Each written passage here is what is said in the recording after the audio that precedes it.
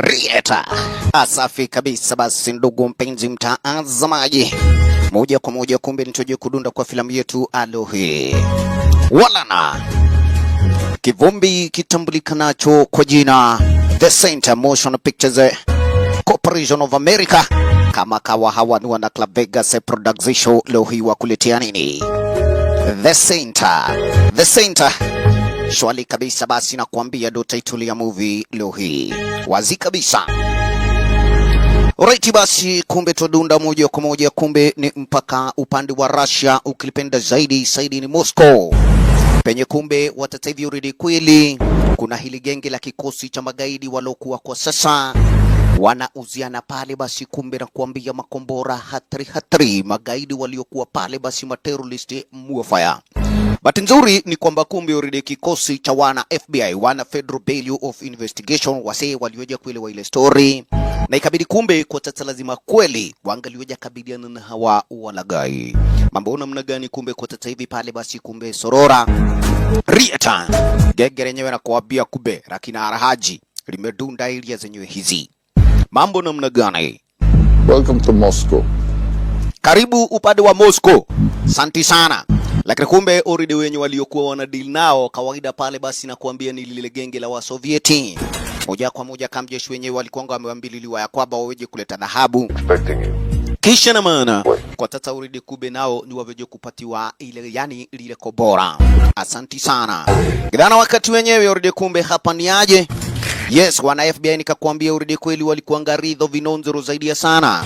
Na ukuluwa mambo ni kwamba this time lazima pale wangalioja ku make sure kudhibitisha uridi kubeta hawa makauzi manze pale, basi hawajaweja ama ile diru na haijaweja kuiva.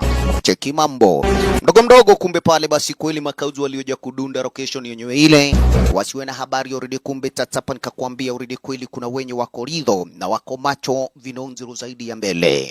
Cheki mambo genge la wa Sovieti naro na kuambia kubi uridi pale, basi liko inadi tena vinonzero.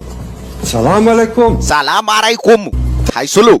Yes, Mr. Kurarov ndiye mwenye kwa sasa hivi na yuasema yale maneno. Kawaida kina Arahaji hawataki mchezo. Bora tu kumbe sasa ni waweje ku make sure ya kwamba uridi sasa hivi pale washaweje kupata zile burugo walizokuja pale, basi kuzipokea hapa. Jamaa waleje kuonyeshwa kuna lingine manze kaeni chini. Lenye liko ni kwamba kube wa sasa hivi ni aje msijali, sababu ni kwamba zile room zingine zishaweja kuchukuliwa eti sababu ya anti-terrorist, yani anti-terrorism summit. Yes, mjadala usiokuwa wa magaidi ama pale basi wakuja kupigana na magaidi, na kumbe ni wao wenyewe. Cheki already kumbe hapa kuna briefcase na kijumla kawaida zilikuwa pale, basi ni dhahabu zenye kumbe wa Sovieti waliokuwa wazihitaji. Safi kabisa. Yeye nini mbaya? Wewe hapana toa buduki kabisa. Hapa na kuambia deals zingine kama hizi kweli lazima washenzi waweje kuwaridho vinonzero zaidi ya mbele. Asante sana. Kidana wakati wenyewe nikakwambia genge la kikosi cha wana FBI sana wako macho vinoma zaidi ya mbele. Asanta. Stand, you are anxious here in your enemy's territory. But that is precisely why you are safe. Rieta. No. Kabisa wasikia ni kwamba kumbe hapa ni aje. No, Kauzi Korarofa kioja kuonyesha ni kwamba kumbe hapa mko salama salmini, sababu ni kwamba kumbe hata idili yenye pale penye tunafanyia hakuna yeyote mwenye kumbe this time na yuwe akajua venye mambo yalivyo. Asante sana. Kweli kila kitu pale, basi kweli wana FBI wasikiza na wakaja kuelewa vizuri already pale kumbe ile deal kishaiva. No. Moja kwa moja kubwata hoja kududa kule dani kisha na maana waweje kuhakisha already pale, basi wale majangili washaweja kubabwa. We are honest criminals pale, basi masovieti wasema mambo namna gani. Haraka upesi kumbe this time kombora lenyewe lilikuanga inadi. Haraka upesi moja kwa moja kumbe this time kawaida washendro unaje kuelewa. Right. Kago washaweja kuipata kisha na maana. Aha. Zenyu nazo ziko wapi? Tizama mambo uridi kumbe na kuambia liko bora lenye kumbe this time pale, basi ligalioja kuleta madhara na ni madhara mengine hatari na kuambia pale brother wacha tu. Asante sana. Kandona hayo uridi kumbe sasa nazo briefcase nizoje kupata kuwekelewa pale. Kagua lugha uridi kumbe sasa ndiaje washenzi waweje kuzipata pata. Yes. Walala. Kumbe ni magorudi bana kuambia madhahabu. Muofaya. Asanta. Vipi yani washenzi waliweja kuona sawa. Wena unapendezwa na burugo? Safi Kauzi akaja kusema ni kwamba kumbe Kagoride pale basi iko seti. Safi already kumbe tata already yale maneno yashaveja kuisha na moja kwa moja kumbe this time hakuna lingine. Right. Bila funguo kawaida lile kombora lilioje likafanya kazi. Safi kabisa kumbe tata pale mnafaa kuelewa vile. Alright basi kasemekana ningedhana wakati kumbe sasa pale basi wakuja kucelebrate. Na ukisikia ni kucelebrate kuna lingine. Watu kumbe tata hivi ni waweje kuwa nini? Safi. Waweje kupata kanywaji ya garau. Cheki. Kawaida inaitagwa potato vodka kawaida ya Wasovieti. Yes, wameamini vodka sana. Alright basi kumbe leo kuonekana kuna lingine. Sawa. Ogo wake kueta jeshi. Haisulu. Wasi hapa kumbe this time kitu nalije kuipiga haraka upesi. Cheki mambo namna gani. Tikolu kona kutwika. Haisulu sisi hatutakagi kukunywa tukiwa kazi. Wale wengine kumbe mashina lenu ya sabaziwe. Wasiwe na habari ya kwamba already kumbe this time. Cheki ma FBI na walishangaa wakaja kushindwa kwani kuna edaji huko ndani. Sababu ni kwamba kumbe already wanafaa waweje kuwa wamechomoka. Ai! Tukika hapa already mambo yataweja kubaki ni mengine mabaya. Lololo bado ni waweje kupata kusikiza sababu hawaoni already kumbe this time venye kana umana. Yes, biashara hapa hivi kumbe sasa ni aje? Wase walianza kuelewa ai kwani hiyo dogogyo ilikuwaga na nini kwani ni changa. Angalia mambo. Washaanza kusema kumuona tubo wote. Kumbe ni aje? Wasovieti wako na jiga wametusaliti. Wawe lakini hakuna hata mmoja mwenye alijaribu. Wote wakaanguka style. Wacha kidogo kumbe maFBI na walishangaa kachanganyikiwa kwa kumeendaje. Kabla waelewe already kumbe brother na kuambia pa mambo ni tafash. Cheki mambo. Lo. Kidogo, santi sana. Ukisikia Simon Tempera starring ukulasani ndiye huyu. Already kumbe mwenyewe aliweja kuelewa kwa bora ni lagu na dhahabu ni zagu. Fungu akaweja kuitia pale basi shigoni. Kisha na maana sasa kweli kuja kulitegua rafu pale basi kumbe jamaa kaweja kutega beacon. Kawaida kumbe this time pale basi kumbe ni ya kuja kuita wana Interpol waweje kuja ili zenyewe hizi kuja kulichukua lile kwa bora bio. Lakini kumbe dhahabu already kumbe ni zake msee na jina Mr. Simon. Cheki. Faster chukua kabagiko. Anza pale basi kupakua burugo. Gafra no sio. Wewe sitaki mtu tugane na yeye hii mali. Inakuambia ni faida tupu bila kukaunti hasara. Walala. Chuka zaidi kumbe already. Cheki. Hapa nakuambia kuna mboto wenyewe mwenyewe already kumbe this time alikuwa gabado sasa hivi mshenzi. Yuataka kuingililia kwa hidiru lakini kumbe this time kakauma na viba. Gafra. Walala. Mori maskini pale basi chuga mali ile. Neke modo. Wataka kuniua already kumbe hapa kuna mali nyingi tugewana. Gafra kumbe maFBI walioja kuona hapana. Agent Cooper alikata kauli moja kwa moja kumbe this time nikuja kuchomoka kuja kuelekea area zenyewe zile. Hali ni kwamba kuja kuelewa kuna edaje dani. Hapa si mabomtezo. Mtu wenyewe inaye kumbe this time na kuambia uli kichwa gumu. Siwe na habari kumbe mwenyewe ana deal naye na kuambia kweli yeye mwenyewe ndiye wazimu mguruki. Cheki mambo. Chizi mtaani namna gani? Hata kidogo kumbe ni aje Agent Cooper naye yu akuja hapa hivi haraka upesi. Mambo vipi lo maskini kumbe Bolio mwanaume chunga zaidi. La. Iko nini wewe? Lo la. Mwanaume kumbe hapa hivi na kuambia kweli amedhimera lakini zake plani already kumbe kuja kumake sure kudhibitisha zile dhahabu amezipata. Cheki. Plani yake ni kuja kuchomoka hapa hivi na dhahabu hata hana haja na mtu wenyewe. Lo. Chunga maisha maskini pale basi na kuambia Bolio. Mtu wenyewe ina yako na haja na dhahabu na kobora pia. Goodbye. My finger's on the trigger button. Right, my finger is on the trigger button. Na alafu kumbe sasa nikifinya hii button tuna go boom sisi wote. Kauzi aliweza kumuonyesha mimi sijali. No. What do you mean no? I mean, no. We're not lowered weapon. Yes, sitaweza kuachilia bunduki yangu. Na unajua vizuri tutakufa sisi wote. Ekawe mokegu modo huyu. Kwani wewe ni wazimu? Happy for me. Jamaa anajua vizuri hata ukiachilia trigger kitu uwaga ifinywe pale basi kumbe ina go boom. Mimi si chizi. Because button does nothing without key. Yes, a button does nothing without a key. Nafungua uko nayo pale kwa yani kumbe kwa shigo yako. Kama wanake. Nyabe gusha meshube kuja nikusikie. La. Lakini vipi maskini kumbe na kuambia vile mtu wenyewe. Wawa, huu ni wazimu. Wow, makosa. Yes, na unagonga poa. You hit good. For a lady. Yes, you hit good for a lady. Yani unaniita mwanamke. Ngoja. Unaniita mwanamke? Waya! Hata hiyo ni ya mwanamke bado. Kauzi akaelewa hapa si mchezo. Mwachilia silaha. Gadhia uko ni kukudha. Goga kitu inaonekana. Wewe, wacha hizo panganga. Kwa heri.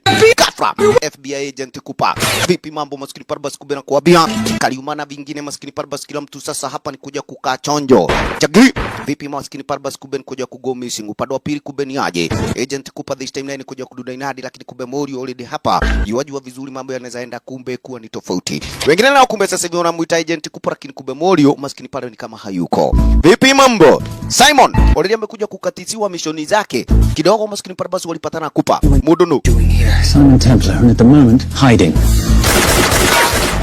Yes, jina ni Simon Templar, lakini kwa sasa hivi najificha sababu sitaki kufiatuliwa marisasi. Kidogo special agent Kupa.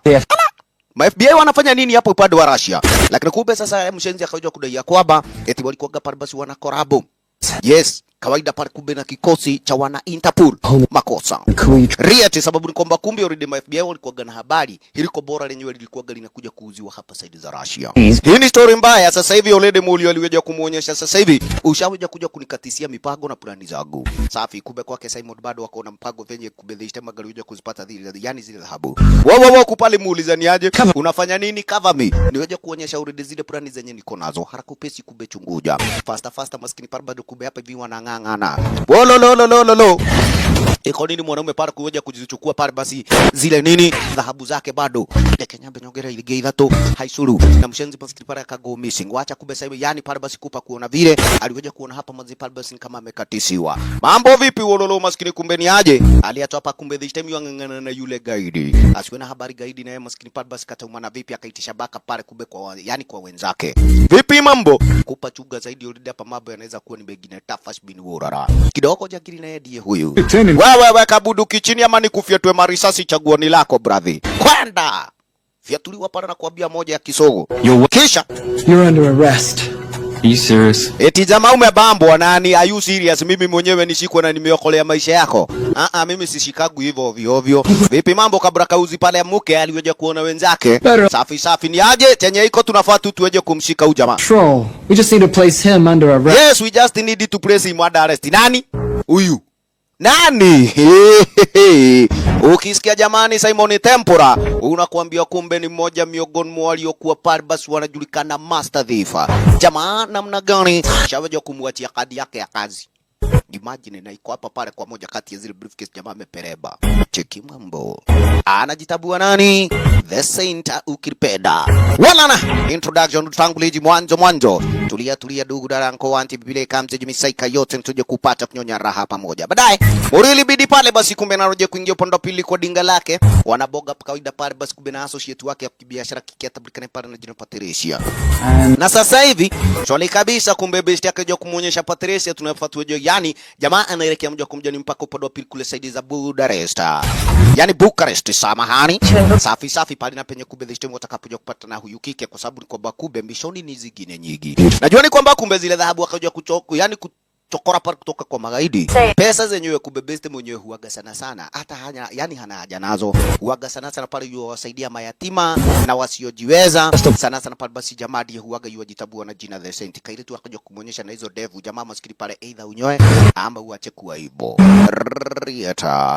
Swali kabisa kumbe upande wa pili pale basi kaja kusemekana na United Nation wametoa nacho kiasi cha shilingi bilioni 2.5 2.5 bilioni kawaida kumbe ni kuja kusaidia nchi ya Nigeria.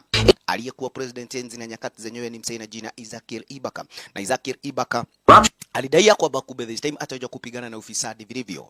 Na kwa mambo ni kwamba kumbe sasa hivi lazima kumbe this time pale basi zile pesa zenyewe hakikishe already pale zimewaedea wasiojiweza. Right. Kawaida hakukosagi maassociate huyu ni mshenzi pale tabikana na jina Mr. Zada. Alikuwa gani mmoja miongoni mwa wenye kumbe sasa hivi aliyekuwa amekuja hapa mshenzi akioja kudaini kwa already ako pale basi kumbe na biashara moja maridadi. This time waweje kufanya pamoja pale basi na President Ibaka.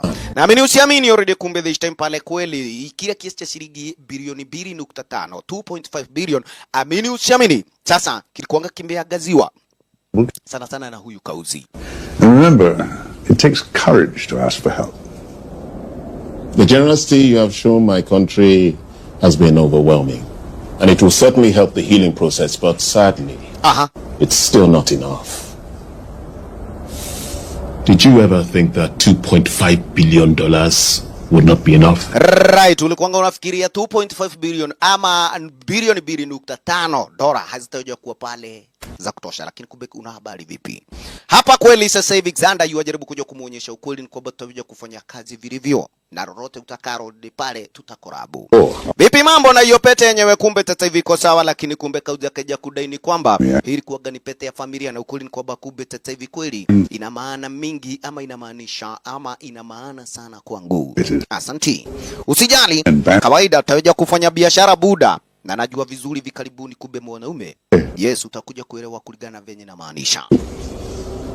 And I'm incredibly grateful that it did.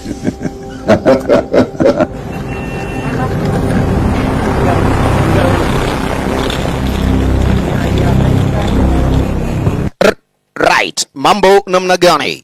Kabisa kumbe sasa hivi already kauzi na weje kuchomoka. Kike wetu Patricia naye kumbe this time akoridho vinonzuru zaidi pale ni kuja ku make sure huyu kauzi mwenyewe ashaweja kumpiga mapicha. Sababu kwamba kumbe already aliweja kuelewa kuhusiana na ujabazi. Pale kumbe sasa hivi alikuwa na baro, yani na jaro zake za ufisadi. Mambo vipi kidogo? Kumbe tata waliweja kupatana na aliyekuwa treasurer wa banki moja, na ni banki lenye lilikuwa limefahamika zaidi. Kike kumbe this time chuguja vizuri anafanya pale basi upelelezi wake mdogo mdogo. Safi safi, na ikabidi pale basi amewaona makarao ye mwenyewe hata kingori already kubesupuna weje kupati, yani kujipa shughuli. Safi kabisa. Cha ukweli ni kwamba kumbe una habari vipi? Hapa msee mtabuyo na jina Mr. Ronald Vasquez. Asante sana. Vasquez kumbe jua ni kwamba aliweje kuelewa vizuri. Already hawa majagiri ama pale basi kumbe kulingana na Zada anataka zile kiasi cha shilingi bilioni 2 yani 0.5 pesa ziweje kutokomea kigafra. Na ukweli wa mambo ni kwamba kumbe tata hivi Haga aliweja kufanya vile lazima aliweja kuhitaji usaidizi wake huyu mwanamke, yani mwanaume atabulikane pale na jina Ronald. Safi kabisa, kumbe Ronald aliweja kuona niaje hiyo pete atakunipatia mimi mwenyewe hainisaidii kwa sasa hivi. Chenye nahitaji kumbe kwa sasa mimi mwenyewe already kweli ni venye sasa hivi already ile kazi na ingaliweja kupata kuisha. Asanti. Because he's pathetic, just like the man. Rieta kauzi aliweja kudaini kwamba kumbe usijali, lenye liko ni kwamba kumbe mimi chenye najua uhakika ni kwamba hii pete nitaweja kukupatia ikiwa ni kama souvenir. Ndio ukiweja kufanya kazi ama chochote, yani chochote pale ufanyacho, at least utaweja kuwa ukikumbuka ni kwa sababu gani. Right, hiyo pete na kwambia kumbe iko na mengi manzena kumbe sasa hivi utakuja kuelewa maana yake. Warrior. Kabidi pale basi kumbe Ronald naweja kupata kujipa shughuli na ukoja kusikia ile deal hapa brother na kwambia imeiva. Rieta. Dingani liweja kuchomoka nao wasiwe na habari already. Hapa kwambia kuna wengine wenye kumbe sasa hivi huaga hawataki kuja kuonekana, yani kuona raia wa kawaida wakiweja kufinyiliwa. Safi. Kamze pete yani mfukoni, lakini kumbe kwa tata shaweja kujua already mambo yatakuwa ni mengine. Bucharest upande wa pili hapa na kuambia. Saidi the other, kawaida kumekana namna gani brother?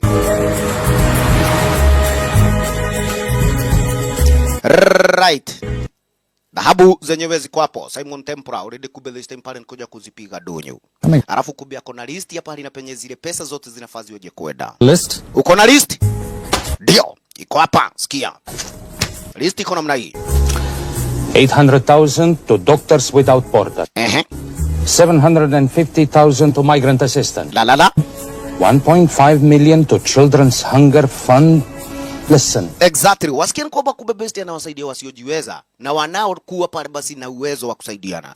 Hizo ni pesa nyingi sana manze, kumbe sasa hata hawa watoto hawazihitaji hizo pesa, lakini Money, you're the boss. Right, you are money, you are the boss. Alafu minus my very little commission. Minus my very little commission. Na nakwambia kumbe ukijiongeza peni wala dururu niweje kusikia hizo pesa zijaweje kuwafikia wenye nahitaji. Kama mzee nakwambia kumbe sasa wewe nitakupiga donyo niweje yani kuzipata pesa zangu. Haisuru kaida huyu nakwambia ndiye mwenye atakapoja kuzipiga ndonyo pale basi kumbe zile burungo. Saidi ni Los Angeles, asante sana. Kumbe ikaweja kubaki namna gani chunguja. Hapa ni kwa Ronald Vasquez manyumbani. Na kamze mwenyewe kumbe this time already pale basi kumbe nikoja kupereba zile pesa upande wa pili. Alafu waweje kuziweka kwa akaunti zingine zenye hazieleweki. Lakini amini already Vasquez mwenyewe alikuwa gayuero wa vizuri. Hapa brother nakwambia kumbe kataweja kuuma na vino. noma. Makosa maskini pale chunguja. Iko nini? Transaction maskini pale aliconfirm na ndivyo hivyo. Pesa zote $2.5 billion maskini kumbe this time zenye zilikuwa zinafadhili kusaidia watoto wasiojiweza upande wa pili kule side za Nigeria. Zote maskini pale basi zikaja kuibiwa pale basi kumbe tu kwa kufinya mtambo wa kompyuta. Right. Na kumbe sasa Kamzi akajua vizuri already. Hapa kataumana ngori. Saidi ni Paris Ufaransa ukilipenda. Riyadh pale na penye kumbe tata mwenzetu already pale basi amedhimera. Yuani kwamba kumbe already job yake shaweja kuifanya hapa. Safi lakini akaja kupokea ripoti ya kwamba already pale basi kumbe kunazo pesa zenye zimego missing. Jambo na renye kumbe watata hivi already kweli. President Ibaka amejaribu kumbe kuja kuelezea mpaka wa yani watu wake lakini mambo yamekuwa ni mengine mabaya. Swali kabisa kidogo ni kwamba kumbe tata hivi ni aje Patricia ndiye alikata kauli kuja kumpigia simu kuja kumueleza Morio wajua nini. Ushaweja kusikia already kumbe sasa hivi mambo na corruption yani pale basi ule ufisadi umekuwa ukiendelea. Rieta na hakika ni kwamba kumbe already Kikeli kishaweja kufanya upelelezi wake hapa na kule yani na kajua vizuri ya kwamba hapa kuna mtu mwenye kwa sasa hivi ashaweja kuhusika. Kwa sasa Kike mwenyewe hana jina lake yule kauzi lakini yako na mapicha kadha wa kadha kuzihusu yani kumhusu mse na zaidi ya sana ashaweja kuelewa visa kadha wa kadha huyu jagiri amekuwa nazo. Asante sana. I've recently seen the Nigerian president in the company of this man. Picha kumbe tata hivi ni aje? Ulioja kutumwa pale basi kwa WhatsApp yake Morio. Kuikagua kumbe this time ulioja kuelewa. Jina hatuna lakini marana wakati wa mwisho nilikoja kumuona. The only other time he ever appears is in an NSA surveillance photo with Sheikh Mohammed Al-Kabiri. Wasikia namna gani kawaida marana wakati wa mwisho tulioja kumuona na Sheikh Mohammed Al-Kabiri. Mwenye kubeta hivi aliyokuwa pale ni sonko wa kikosi pale baba na kuambia chama terrorist hatari kubwa. Right? Wana Al-Qaeda. Hiyo ni ishara mbaya kumaanisha ni kwamba tata huyu kauzi inabidi lazima aweje kuangaliwa kwa sababu ni kwamba kumbe ikiweje kuonekana vizuri hizo pesa already kweli zimeishia mfukoni mwake huyu mzai pale basi na kulingana na wengine. Patricia kumbe tata hivi lojo kumuonyesha usijali buda. Lakini manze hizo ndevu niliwakwambia unyoe lakini manze zinakufanya ukue mzee sana. At least fanya kakitu. Right. Besti akajua vizuri this time pale lazima wataweja kupatana na Patricia. Na huyu kauzi lazima kumbe this time waweje kuangaliwa kwa macho yote mawili. Chizi kama ni mwenye amekula zile pesa, amini usiamini kumbe this time atakipata cha mtema kuni. Cheki mwenzetu pale basi ni flashback ya kubuka. Pale na penye kumbe kwa tata hivi alikokuwa yuasoma. Ni kwa shule lililokuwa pale basi kumbe ni na mayatima. Baada ni ya wazazi wake manzi pale kuja kuangamizwa, besti akiweja kujionea kwa macho yake.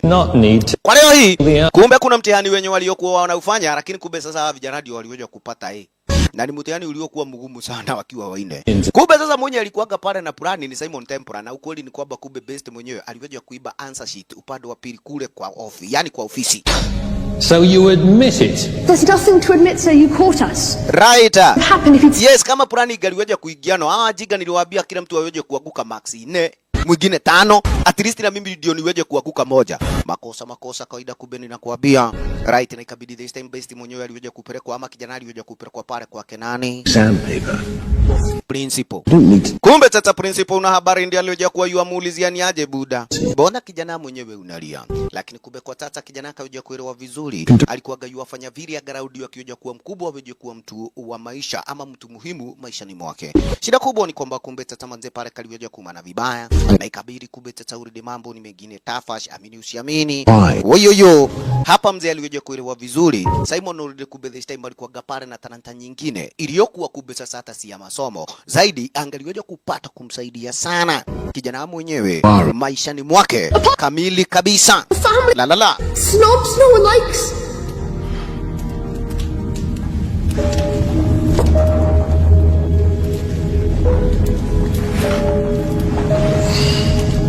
Do you have any idea how this family acquired its fortune? Right. Wacheki ni kwamba kumbe tata hivi ni aje. Hapa mzee aliweja kumuonyesha usijali kijana kumbe kwa sasa hivi nitaweja kukuonyesha haswa manze pale basi kutoka pahali na penye hii familia ilikoja kuanzia maisha yake. Kwa sasa alimpatia ile pete. Cheki. Kumbe hii pete ilikuwaga pale basi kumbe ni ya zamani za kitambo. Ilikuwaga ni ya watu watabulikana na the Knights of the Templar ama Knights Templar ukilipenda. Na kijana hapo ndiko mara na wakati wa kwanza alikuja kuipata ile pete mikononi mwake. Huyu Kamze aliyekuwa kumbe ni principal wa hili shule la mayatima, jamaa na jina Mr. Gzada. Elewa? Safi. Rieta. Na kijana akajua kuambiwa pale basi story na wale Knights na kadhalika. Right. Hapo ndiko pahali na penye life yake kumbe sasa hivi na ikaweja pale kubadilika. Saidi ni Washington DC upande wa pili. Shwali kabisa jua ni kwamba kumbe already nikakwambia kuna watu wenye kwa sasa hivi hawatakagi kuja kuona wengine wakifinyiliwa. Kumbe side za Washington hapa kuna ngori. Sababu kwamba Kupa aliweja kutumwa side za Moscow na yani na masupiria wake. Lakini kumbe Kupa akaweja kuenda pale basi kugongana na kauzi fulani atabulikana pale basi yani atabulikana na jina Simon Templar. Kidogo sasa already ati jamaa anaweja kupata kuendelesha upelelezi wake, lakini already kumbe sonko wake hapa amejamishwa naye vinoma. Santi. Cheki mambo. Safi nikuja kuangalia huu jamaa Simon Templar. Simon Templar ni nani? They call him the Saint. They call him the Saint. Huu ni jamaa kumbe kwa sasa hivi already kweli tumekuwa tukija kujaribu kumsakanya kwa muda wa miaka na miaka. Na imagine kwamba kumbe jamaa ni muona international thief, yani ni mwizi aliyekuwa ni hatari sana. Yeah. Right. Na huyu jamaa ndiye alikuanga Russia. So afi akaja kuiba dhahabu, lakini kumbe already kwa sasa hivi akaja kuita wana Interpol ndio waje kushughulikia lile kobora. This time jamaa akaja kuonyesha ukweli ni kwamba sasa hivi already job yake kubwa, yani job yako kubwa si kuja kumtafuta pale Simon Templar. Kazi yako wewe mwenyewe ni mwana FBI. Wewe sio mwana CIA wala mwana Interpol. Active anti-terrorism operation. We're sorry, we're going to let him walk? He's not our problem. He is not our problem. Rieta. Won't back you. Yes, na jamaa sitaweja kumbe sasa hivi kuja kukupatia backup kwa hii kazi. Ala! Kupali jam. Paul, that ever check out? What? In your report you said this Saint set off a homing device alerting Interpol to the nuke. Did that ever check out? Yeah, it did. What's your point? So maybe he wasn't really the bad guy in a situation. Right, yes. Aliweja kuwaita wana Interpol ndio waje kuja kushughulikia kobora. Hii ni kumaanisha ni kwamba labda jamaa mwenyewe hakuwa gamba kuliko, yani kulingana venye unasema. Wacha za ovyo. Huo jamaa already kumbe sasa hivi lazima this time tuje ku make sure ni kwamba kube umeshaweja kusahau story zake. Right. Hey, wewe ni utaweja kukaa sasa kwa kiti mpaka wasana wakati your day case itakapoisha. Uko na kazi nyingi ya kuja kufanya, wachana na mambo mengine. Na minusi amini already kumbe sonko alikuwa serious manze, kumbe this time ni kuja kumtishia maisha pale kijana mwenzetu Detective Cooper. Haisuru Special Agent Cooper alikuja kuonelea swafi ghafla kumbe this time akaja kupigiwa simu. Na akaja kuonyeshwa ni kwamba kumbe sasa hivi kabla niweje kukuonyesha lolote. For me and my family. Right, I need protection for me and my family. Kumbe already pale basi nule kauzi na jina Ronald Vasquez. Na amini usiamini already kumbe this time alikuja kumuonyesha wajua nini Cooper. Hapa already pale niko na information na details za kila kitu already pale kuhusiana na kile yani kile cost cha shilingi bilioni 2.5 zilizoja kupotea. Last night, $2.5 billion intended for relief in Nigeria was diverted to several untraceable bank accounts. Wasikia namna gani? Kabisa kumbe kwa sasa hivi na mbona unaniambia hii information? Because I diverted it. Right, sababu mimi mwenyewe kumbe this time ndio nilikuja kuweka hizo pesa kwa hizo mabank account zote. Makosa kumbe already hapo baba na kuambia kuja kubaki ni kesi moja wagwa. Kidogo kumbe already Kamze alikuanga upande wa pili hapa. Sasa hivi ni aje? Zada ametegea already kumbe already kujua venye watakapokuja kufanya na pesa za wenyewe. Ghafla alikuja kushtukia pale kumbe sasa hivi amepigiwa simu na kauzi mwenzake tabukana na jina Maurice. Akaja kuonyeshwa ni kwamba kumbe already mzai kumbe chacha. Hebu angalia tu account yako na kuambia kweli tuote tumesoteshwa. Ate what? Muze kusikia ni kwamba kumbe alikuwaga 2.5 billion richa. Alafu sasa already tu account tuote hakuna kitu 0.00 total balance account. We. Ujamaa anachezea maisha nini? Waacha kidogo kumbe this time nikuja kumuonyesha machinery. Ukitu najua vizuri Vasquez atakapokuja kufanya ni kuja kuwapigia wana Interpol na tutaweja ku make sure ni kwamba jamaa amefanya vile. The first call he'll make will be to the FBI asking for protection. Exactly. And he'll offer them the money in exchange. Right, wasikia kwamba kumbe ataja kuwapigia wana FBI this time aweje kuwapatia zile pesa, jamaa naye ndio aweje kupatiwa ulinzi. Make sure ni kwamba hilo jabo halijatendeka. Imagine brother. Rieta upande wa pili kumbe sasa hivi una habari ni aje? Maurio naye lazima kumbe this time angalioja kumkujia kike Patricia. Patricia naye kumbe this time akaja kumuonyesha ni kwamba yani lenye anajua ni lazima pale basi kumbe this time waweje kuhakikisha zile pesa wameshaweja kuzipata. Huyu ni nani? Catherine. Catherine alikuwaga pale ni bibi wa pili wake jamaa na jina Vasquez. Alafu kumbe wako na katoto hapa na jina Lydia. Lydia already kumbe this time anampigia babake simu na kuja kumuonyesha ni kwamba kumbe huyu madhe mwenye uliweza kumuoa ni madhe makmede sana. Asanti sana kumbe ni aje. Kaile tu mwenye huaga hampedi huyu mamake pale wakabo. Kidogo kidogo kumbe mwashini waroja kudunda inadi manze na kuambia huyu ni Maurice. Aliyekuwa ni mashinari wake Xander. Story namna gani manze kumbe sasa kasupu maskini asiwe na habari. This time atalipa makosa yasiyo yake. Makosa ya budake mpendwa. Right. Wacha ni kuambia namna hii makosa maskini pale basi Lydia. Kaile tunakuambia kumbe kalidadiwa. Haraka upesi kumbe kule kwa dinga la kigaidi. Mara hiyo yote kumbe this time washendro roja kujipa shughuli wa chomoke toka inadi. Right, area ni San Diego ukilipenda. Swali kabisa nikakwambia uride kumbe kwa Tanzania aje. Maurio na kumbe this time ametulia siwe na habari uride brother na kuambia hapa maneno ni tafasha. Bado yuapiga kiroro hapa mdogo kumbe uishe maskini ni aje. La. Mafoto zilianza kuja pale basi kumbe kupitia kwa mitabo wake wa email. Oride bintie na ametekwa nyara tayari kuangalia. Oride pale basi kumbe ni simu ya Lady Zoe bintie. Mambo namna gani? Oride kumbe mwanaume anajua kuonyesha lenye liko ni kwamba kumbe uko na burungo yangu na mimi niko na burungo yako. Hii ni kumaanisha ya kwamba weje kunipatia pesa zangu ni weje kupatia binti yako. Chaguo ni lako tata. Well, I've got all the time in the world, but unfortunately your daughter doesn't have that luxury. Right. Mimi niko na muda wote lakini kumbe binti hiyo hana muda. Her well-being is entirely in your hands. I tell you what, because I like you, you've got 48 hours. Right, you only have 48 hours. Binti yo basi pale kumbe sasa hivi ataweja kulipa kile kiasi cha shilingi bilioni 2.5. Maurio na alikuanga mwapigia wana FBI tena akaweja kuona hapana. Kidogo uride kumbe mwanaume aliweja kufanya hesabu. Akaweja kuipata ile pete na huyu guide mwenye naji yani tabukana jina Zada ndiye aliweja kumpatia.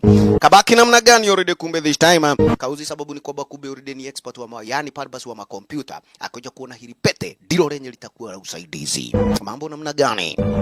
Alright. Zile akaunti zote yuazijua na pesa yuajua kila pahali na penye zimeenda. Rieta. Lazima sasa uride kube na weje kuwa na plani B. Sababu ni kwamba kube amejua uridi familia yake na iko tambani. Warieta. Saidi the other. Kabisa nikakwambia area ni London sasa hivi. Maurio nikakwambia uridi kumbe ako na zake leo hii amenyoa. Kidogo kumbe ukawa na habari ni aje. Patricia akaja kumuonyesha mimi uridi pale mwanaume niko hapa hivi kwa bicha.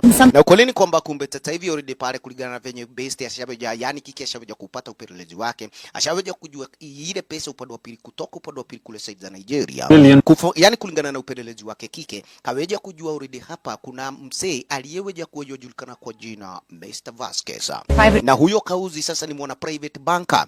Hivi karibuni ako pale basi kube amekoboa kwa nini? Yes, hoteli moja. Ghafla wewe ni aje mtu wenyewe? Kumbe mtu wenyewe ameiba orange lakini jamaa akaja kumpeleba orange na akaja kumpatia business card. Yes, jamaa akaja kuonyesha ukamu usaidi za yani San Diego haraka iwezekanavyo. Yes, akarudisha pale orange yake wa mami. Saseko. Poa. Kumbe hata mademo hawajui wameperebwa. Hiyo ndio job yake the Saint ukilipenda. Asanti. Ile tu akadaini kwamba kumbe mimi nitakuwa kwa beach Maurio na uharakishe chali yangu. Cheki. Mgondi naye pale mtu wenyewe ikududa ina hii warenje iko wapi? Alioja kupata pale ni business card. Imagine pale imeandikwa the Saint. Kaigoma agolukile. Hai. Na pereba warenje inakuwa business card. Rieta. Huyu naye kawaida pale basi kumbe ni kupa mejam vilivyo. Kaweja kududa uridi pale basi kumbe kike wetu pale tabukana na jina Dora. Dora kumbe sasa hivi alioja kuelewa vizuri uridi kuligana pale basi na zile pesa zenye zikaweja kuibiwa upande wa pili pale saidi. Yani zilioja kuibiwa. Kike mwenyewe vile alikuwaga pale basi akaweja kuelewa San Diego kuna huyu jamaa mwenye amekoboa hoteli. Jamaa tabukana pale basi na jina Ronald Vasquez. Na ukoni kwamba kumbe Ronald Vasquez chunguja vizuri Maurio mwenyewe ni mmoja miongoni mwa waliokuwa pale basi masekretari wa banki. Yes, na huyu jamaa kumbe kwa sasa hivi already kube mwenyewe pale basi kweli wanaweza kumuulizia maswali kadha wa kadha. Ngorini kwamba kumbe sasa hivi jua ni aje mwenzetu maskini hawezi akatoka hapa.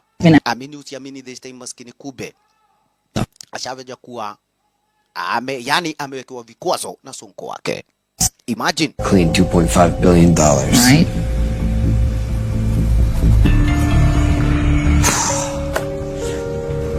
What's wrong, sweetie?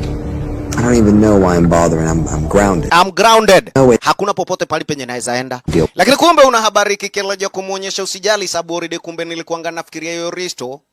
Safi safi already kumbe sasa hivi kuna huyu jamaa mwenye kumbe this time ni best yangu sana naweza saidia. Ala. Special Agent John Fernak. Special Agent John Fernak. Na kumbe uzama unajua nini? Bado alikuanga pale basi kweli ayuamfuata huyu gaidi wako pale atabulika naye na jina Simon Tempora. Hiyo ni ishara kumaanisha ni kwamba already Fernak tukioja kumpatia kazi mara moja atakuja kuifanya kazi kinaga ubaga. Right, Grande Del Mar upande ni wa San Diego, lile hoteli lenye kube sasa hivi. Mr. Ronald yuko kike wetu ndiye huyu pale yupiga maji tu mdogo mdogo. Mami Patricia. Safi safi nikakwambia kube hawa ni wenye kube this time huaga wanatetea maisha ya wasiojiweza. Asante sana. Mwanaume anakuambia kumbe hapa hivi amekuja na dinga lingine la haja. Cheki mambo. Aha. Kwa sasa hivi supuna mna gani already kumbe alojia kuulizia ni aje mwanaume manzeni nimeogelea bana, hii ni mara ya 3 bado hujafika. Lakini vipi kumbe best alojia kumuonyesha kike niko bampa kwa bampa. Hataki wakioja kupata kuonana kwa sasa hivi. Kawana habari nikakwambia already kweli walikuwa gani ma associate kibiashara. Safi safi. Kidogo gedana wakati wenyewe. Maskini pale basi kumbe Zoe bado yu abipiga duru, lakini kumbe jamaa already hapa nakwambia nika computer yu weka. Noiwa. Huyo ni binti yako bado yu apiga duru na nakwambia yoka pesa yangu lazima uje kuleta buda la sivyo kumbe kaumane mbaya kwako. Pesa yangu manze na kupatia job uje kuniwekea kwa account fala mangama nje kumbe tete unaweka kwa account zako. Wacha nikwambie namna hii. Binti yo already pale kumbe tete na atalipa. Wow. Wata kidogo na jamaa alikuwa amewaita wana FBI. Sasa already kumbe yuaona hapa mambo yataweja kubaki kuwa ni mengine tofauti. Story namna gani? Warieta. Morio na kumbe sasa hivi ningedana wakati wa dunda upande wa pili kule hotelini. Najua ni kwamba already kumbe genge la kikosi cha wana FBI nacho already pale kiko bampa kwa bampa. Kaja kuona already kumbe kuna wengine wenye wana dunda inadi hapa pale basi na magari za haja mbaya. Rieta. Iko nini? Nice ride manze mko na dinga poa. Ndoge hata kokula mwanake. Kidana wakati wenyewe kumbe Morris alistuka. Baada pale basi kumbe ni kuja kumuonyesha sonko wake pale basi Mr. Xander. Hapa already tuko na shida moja wagwang zaidi sababu ni kwamba kumbe Simon Tempora already yuko area zenyewe hizi. Kidogo kumbe sasa hivi ni aje. Already Xander akajua vizuri. Labda pale basi Ronald akaweja kumuita Tempora sababu ni kwamba kumbe alikuja kuelewa vizuri hawatakuja kuwasiliana na FBI. Lakini kumbe kwa sasa chenye Xander yuhitaji pale ni chapa zake. Liwe liwaro. Na ukweli wa mambo ni kwamba chenye kumbe sasa hivi Morris atataka kufanya na Xander haisuru. Yaani atakapoja kutaka kufanya na Tempora, yeye mwenyewe pale basi Jagiri hajali. Juani kwamba si mara na wakati wake huyu Jagiri na jina Morris kuja kupatana pale basi kube na mwenzetu Simon Tempora. Alright basi, besteni mdogo wako na mtambo wa siriano pale na kike yu muonyesha mimi pale najipaka mafuta mdogo at least manzeta yangu nisichomeke na jua. Wacha nichukue mtambo wangu wa computer at least pale ndio kuna penye huko. Kike naye anakuambia kube huyu ni wageshi. Kawaida pale kube kwa makompyuta, yani ni expert wa makompyuta. Cheki mambo. Asante sana. Mdogo ni asaje.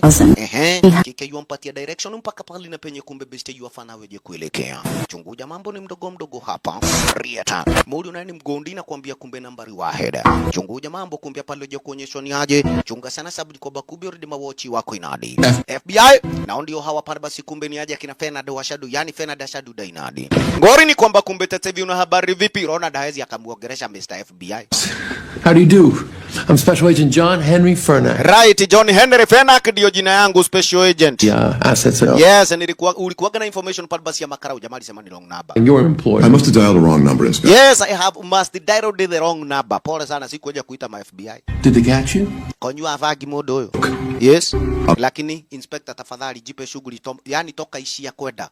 Yeah? Sina haja na wewe. Kumbe Fernak aliboekaga sana na akajua kushindwa kwani. Huyu jamaa kwani yeye mwenyewe ni chizi. Okay, utakuja kututafuta shauri yako. Wazi kabisa kumbe Moli naye amejifanya pale kumbe nani? Wow. Mfanyi. Cheki. Na mara hiyo kumbe the system kuja kuchomoka. Kumbe Fernak na yeye. Joni kwamba amekuwa kimsakanya mwenzetu pale. Kila pahali. Cheki. Waligongana. Moli akajua vizuri already ma FBI wako hapa. Our old friend Special Agent Fernak. Our Special Agent Fernak ako hapa. Aya. Huyo kauzi kumbe sasa hivi ni aje? Safi, lakini kumbe hana shida. Kwanza wacha kumbe the system chojo kumsikia, yani kumshughulikia Ronald. Alafu kumbe Fernak yeye mwenyewe tutadilu naye baadaye. Si mara na wakati wa kwanza. Juani kwamba kumbe already wamekuwa kweli wakijificha ama mwenzetu wakijificha. FBI naye akimfuata. Asante sana. Mdogo mdogo kwa ile tu na ndiye huyu. Juani kwa Bakube ndio mpatia direction. Nachunguza pale na penye Kube kike yuko. At least hata wewe ukafikiria kuna biashara inayoendelea. Asante sana. Mdogo sasa libisha room pale basi Kube next. Imagine. Lakini Kube best plan na nia yake ni aweje kuingia ile room yenye Kube kwa sasa hivi huyu Buda na jina Ronald Vasquez yuko. Mlango alifunguliwa. Kaile tu nikakwambia pale huyu ni wageshi. Kawaida kwa makompyuta yeye mwenyewe ni pro. Mara hiyo next time unaoje kududa yani best aweje kuingia mpaka upande wa pili. Burugo zenyewe alioje kuzitupa pale kwa kitanda. Kisha sasa hivi ni aweje kutafuta room. Cheki yani mlango wa kuingia mpaka next room brother. Cheki. Door. Alright basi, mlango ndo huo already kumbe sasa hivi ni aje. Kaja kuonyeshwa kuna wochi. Huyu nani kunyamazishwa? Buda. Nyari. Toka kuitona agia na babote. Tuliza brother. Sana. Bloody Mary. Yes, hiyo story shamaliza. Mara hiyo kumbe kisha na maana this time ni mpaka upande wa pili kule Dani. Plani nikakwambia nania ni moja sasa. Cheki. Kula kwa safe lake huyu kauzi na jina Ronald Vasquez. Harakopesi kumbe this time. Cheki. Aha, kawaida. Safe zingine kama hizi. Kuliset code ni haraka upesi. Cheki mambo. Walala. Aha, 1 2 3 2 4 5 6. Yes. Cheki. Kidogo kumbe alija kupatanga box hapa. Kaweja kuelewa hili box already kweli lina mambo swafi. Kuangalia kumbe aliweja kupata pete tena ikaweja kumkumbusha Megi. Tangu siku wakati alikokuwa mtoto mdogo, maskini pale basi hii pete ameshawaiweja kuiona maishani mwake. Kabisa pale kwake yule principal kule kwa lile shule alikokuwa yusoma la mayatima. La best chuga kusireki. Simon kike yua muita ghafla kumbe ni aje? Already wateja wako area zenyewe hizi manze pale kumbe una habari ni aje? Mr. Vasquez ukaweja kuniita sababu ya hii pete. Nilijua tu utaikujia lakini hiyo already burugo yenyewe ni ya mine.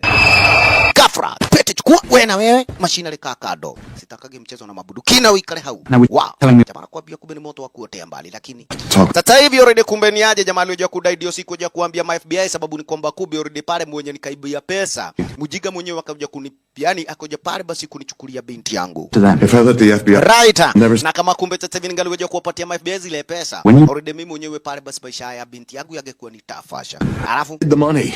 pesa nimeficha ndio. FBI. Lakini singaliweja kuwapatia wana FBI. Ukweli ni kwamba kumbe sasa hivi wewe mwenyewe ndiye nataka uweje kuenda pale basi exchange zile pesa pamoja na binti yangu. Hivyo tu ndo nitakapoja kuhakikishia kwamba kumbe already binti yangu yuko salama. Kumbe wakiwaeli wasiwe na habari ya kwamba already mwenye pesa naye alikuwa gati pale amewatuma wale mashinari hatari akina Morris. Na akina Morris wako na mipango this time venye kumbe this time huyu Kamze hawagaliweja kupata kuongea na mwenzetu Mr. Simon. Ghafla maskini par kumbe best kuja kushtukia chopara kigaidi ndilo hili. La. Wa miaka jua vizuri already kumbe kunondro kaja kumuonya Morio chomoka inadi. Livova. Ate what? Bololo. Kumechacha. Kumedhoka kigafra. Ate what? Kika. Koja kuonyesha kila mmoja pale kweli na weje kugomeshi. Nikika ile tu kutebao. Wacha kutupambao already kweli kumedhoka. La. Majangili. Wamekuwa kitu kingine Marco. Besti pale basi shikanisha bude kisha na maana. Deal na majangili. Right. Morris. Baba. Kachopa. Ai, kalionaonoa. Neka. Ndakuna nikahutia katathia. La.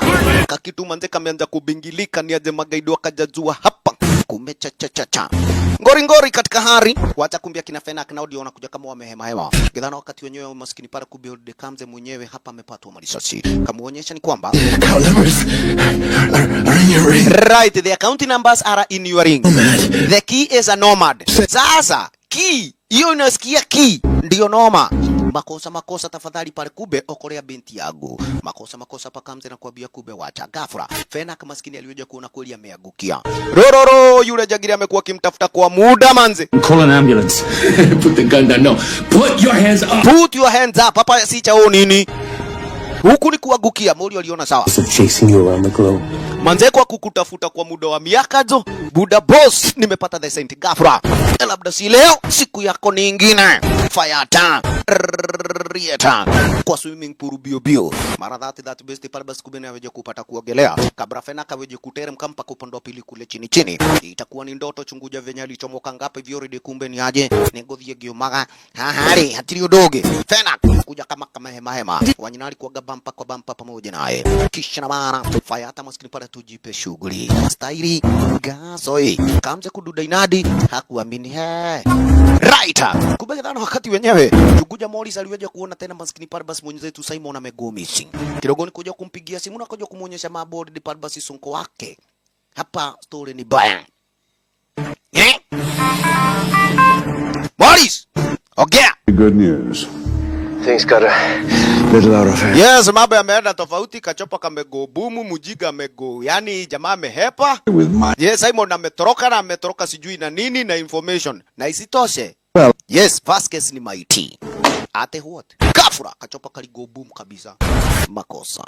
Hapa nikakwambia kubia kuna cha mchezo.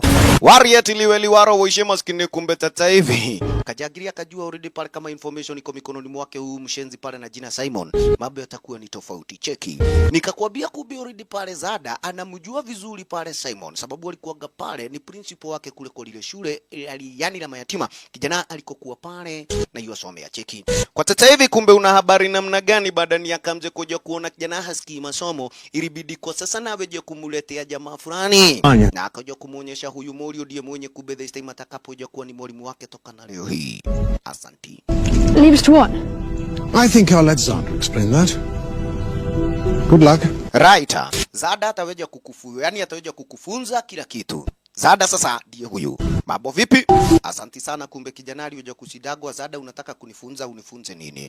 Lakini kijana akaja kuonyeshwa ni kwamba kumbe sasa hivi already masomo mwenyewe pale basi huyasikii lakini kweli uko na talanta ndani yako. Hiyo talanta yenyewe pale basi kumbe sasa hivi ndio tunataka pale uje kuchimbuka. Siku na wakati mmoja utaweja kuwa mtu mzuri. Watu kumbe this time watakuwa kumbe sasa wakikutegemea. And I'm Bobby. I'm not a doctor. I'm a trainer. After we get finished. Yes, I'm not a doctor but I am a trainer. Na ukweli ni kwamba kumbe sasa mimi nitaweja kukufunza kila kitu chenye wahitaji. Cheki mambo. Right. Na amini usiamini already zoezi na nilianzia pale. Kijana una habari kumbe the time alikuja kushinda kwa Xander yuamuonyesha vipi. Lakini kumbe the time Xander akaja kumuelezea ni kwamba yes. Hebu nigoge. Wa! Kuoga maskini pale kijana yani jamaa amego missing. Modo. Kwa nini napiga hewa nini? Lesson 1. Never take your eyes off your opponent. Right, never take your eyes off your opponent. Yes. Sawa. Na ukweli ni kwamba kumbe sasa ukifanya vile kijana, hata nikwambia kumbe mambo yatakuwa mengine. Safi already kumbe nikakwambia kumbe hapa ni megi yenye kamze maskini pale basi na yua kubuka ni aje. Right, pete yuko nayo na hii ndio ameambiwa ni account number. Goli. Kidogo. Sasa kike wetu pale basi walikuja na nani? There's never a dull moment when na Roy already kumbe ni jokopai wa kawaida. Chuguja sasa. Na ikabidi kumbe sasa already kweli ni waanze kushughulikia venye wangaliweja kuzipata already hizi sasa burugo. Yani hizi pesa. Kidogo kumbe Roy kawaida ni mpesa, yani mpenda pesa. Alidai ni kwamba kumbe manze 2.5 billion hizo ni pesa nyingi manze inaweza ishi Hawaii mpaka ile siku ndakufa baba. Imagine. money is ransom for the banker's daughter. We're not keep. Right, wasikia kwamba kumbe tata hii pesa yenyewe hatuichukui ama hatuitafuti kwa sababu yetu sisi wenyewe. Tunaitafuta sababu ya kike kabinti na jina Zoe mwenye ameshikwa binti wa mdosi. Kidogo sasa ile pete pale basi nirudi kuwekwa kwa microscope. Haswa ni weje kukaguliwa sababu ni kwamba kube iliweje kusemekana already. Zenyewe pale basi kube account yenyewe ama account number zikasemekana ziko hapa kwa hili shi, yani kwa hili pete. Kisha kidogo jamaa alije kuona hapa kweli kuna kazi kafanywa majuzi. Wacha kufinya ama pale basi kumbe akaja kupata ya hapa already pale basi kube kuna nini kitu ina kama yani ni kama Diamond. Doyle, does this house we're squatting in have a DVD player? Right, lakini kumbe ndani ya ile kago sasa na kuambia already ndio iko na race yani pale basi miare yenye kwa sasa hivi already pale basi galiweje kueleza kila kitu venye inaonyesha. Mami nakwambia kumbe already huyu ni expert. Una habari hata Roy huaga yuashido hawa wawili walipatanaje? Kumbe waliweje kupatana upande wa pili side za Iraki. Hapa kulikuwa na magaidi already kumbe the system wakaja kumshika kike alikuwa kumbe ni mwana American spy. Vipi mabo? Kasemekana pale basi kumbe kasupuna ni auawe. Kabla majagiri waelewe. Kumbe alikuwa ni chui toto. Cheki. Ni kike sasa yuwapatia story venye walipatananga. Yetsa. Cheki kuwa mada wale majangili na kuambia stahili kuwa gani moja maridadi, lakini bahati mbaya alikuwa gati alishaveja kufunganisha upande wa pili pale kwa pingo. Ghafla kaja kustukia tidudhi ndio hii pale, basi kumbe ni aje Honda aina inakamunyo tena kuangalia kubedhe stima kaja kuna hapa huyu kawaida pale, basi kumbe mshenzi yuonekana si kama adui, kumbe jamaa naye alikuwa kwa shughuli zake za uspai kama kawaida za uragai. Beautiful woman in chains and 3 dead bodies. Yes, beautiful woman in chain, alafu hapa kuna watu watatu wamekufa. Hey, Neke. Wewe ni nani na unatoka wapi? Let me put my hands down, I might be able to right, kuja kuniambia niweke mikono yangu chini, nitaweja pale kukutafutia yani fuguo ya pigu. Motorcycle holiday. Right, niko motorcycle holiday in Iraq. Cheap here. Ndio, sababu niko ba kubi already pale petroli hapa hata ni rahisi. Yes, si bei kali. Patricia Home. Jina Patricia Home. Simon Templar. Na mimi naitwa Simon Tempura. Hapo na imagine kwamba kubwa wakajuana. Nikupatie raida namna gani? Nataka siku wakati wenyewe. Amini usiamini kumbe the system wamekuwa ni aje ma associate wa biashara na wamefanya ni mambo mengine mengi zaidi. Alright. Roy, umejua pale na penye tukapatana. Kidogo. Swali kabisa kumbe already hapa ni aje. Chunguja kulingana pale basi na zile nini? Miale already kumbe sasa hivi walioja kuelewa vizuri hapa kuna nini? Kuna shida. Sababu ni kwamba kumbe already pale kulisemekana password ilikuwaga inajulikana ama ile key ilikuwaga inajulikana Nomad. Nomad tutaweja kuipata wapi? Read the crystal, swap it for the girl, and Bob's your uncle. So where the devil do we start? The Belcross home? Doyle, have you checked the garage? Right. Ilibidi kumbe sasa hivi already kweli ndio kuangalia lile gari lenye watakapoja dararo. Lakini jamaa uaga yuapenda pale bandiga za haraka haraka. Akaja kuonyesha hapana, angalia hapa tunaenda na Imuzai. Heli kitu kubwa leo hii. Asanta. Captain. Rieta. Kumbe hapa nako kawaida pale ni aje? Kwa wana Homeland Security. Kunaye captain wa kikosi pale basi kumbe sasa hivi cha wana Los Angeles Police Department. Sana wale kumbe the system walikuwa pale basi kwa ranch. Ghafla. FBI. Wa FBI. John. Yes, kawaida kumbe ni Fena kamekuja hapa na anahitaji pale usaidizi wa jamaa ama wa detective, sababu ni kwamba kumbe hapa hii kazi haizi akaifanya akiwa peke yake. Ukulu mambo ni kwamba kumbe sasa hivi amemkujia captain zaidi sana ndo aweje kuonekana kumbe the system wataje kumtapata huyu jamaa na jina Simon Tempura. Jamaa mwenyewe yuasemekana yuko hapa na ukuli ni kwamba kumbe sasa hivi kauzi mwenyewe amekuwa ni wanted kwa muda mrefu. Alright basi. I'm 1/8 Cherokee. Alright. Captain aliweja kusema hakuna lingine, mtaweja kuendelea na kazi na Gire. Gire ni nani? Kabuda. Yes, you can take him. Oyo, ni agototeithia. Mwadhani. Tafanya kazi brother. Wazi. Safi kabisa kabidi kumbe sasa ni aje? Kina Simon already this time pale basi kumbe unarejea kuondoka, yani kupata miondoko moja kwa moja ni mpaka upande wa pili pale basi kumbe manyumbani mwake huyu mwanamke na jina Catherine. Catherine jua ni kwamba kumbe ni bibi wa Kabo na ndiye huyu kacheki already venye kambe stuka. Loss. We represent the holders of your husband's life insurance. Are you Simon Templar? Yes, we ndiye Simon Tempura. Safi kabisa kumbe hata kiki alikuwaga pale ni kama yuko na information story pale basi kumhusu Simon Tempura. Kwa sasa hivi hebu njoo ndani sasa na tupate kuogea. Safi kabisa kumbe Patricia naye ni aweje kufanya scanning kabisa kumbe Simon naye akipata kuulizia maswali upande wa pili. Kidogo elewani kwamba already kwa sasa hivi walikuanga wana haja na kuja kujua ile Nomad Keeper hali na penye imewekwa, sababu hiyo ilikuwaga pale basi kumbe ni kitu ya siri. Asanti. Noma ni kwamba kumbe sasa hivi kike na yeye adai moishe maskini pale, nilijua vizuri bwanangu alikuwa yafanya kazi kwa magaidi, lakini kumbe kwa sasa hivi karibuni manze pale kumbe akakata kauli lazima aweje kuwasaidia wasiojiweza kwa zile pesa kiasi cha shilingi milioni, yani milioni 2.5 bilioni aliyoja kuona kumbe kwa sasa hivi hata weje kuzipatiana kwa magaidi tena. Lolo hapo ndiko pale penye kajiroga, sababu kwamba kumbe sasa kaide tu wetu Zoe ameshaweja kubabwa. Zoe nampenda sana. Igaoni kwamba mimi kama mama wake wa Kabo hatukuaga tunaelewana na tulikuwaga tunaletana juu. Makosa. He had a change of heart. Wololo. Safi kumbe kike Patricia naye kuelewa ni kwamba bado yuwafanya scanning hapa na pale, lakini akakuja kuelewa vizuri. Hapa kwa hili nyumba maskini pale kumbe ile Nomad Key hakuna. Lazima pale kumbe sasa hivi waje kulitafuta pahali pengine. Either penye kumbe kwa sasa hivi best na alikokuwa yuwafanya kazi. Hiyo nakwambia pale basi tena nayo ni kibarua cha kado. Amini usiamini. Thank you. Binti yako tutakuja kumpata, kwa hivyo usiwe na wasiwasi. Huko gotirio na kihe. Huku hakuna chochote manzi. Nomad inakuambia. Haisulu. Sasa hiyo Nomad Key tutaweja kuipata wapi? To find it.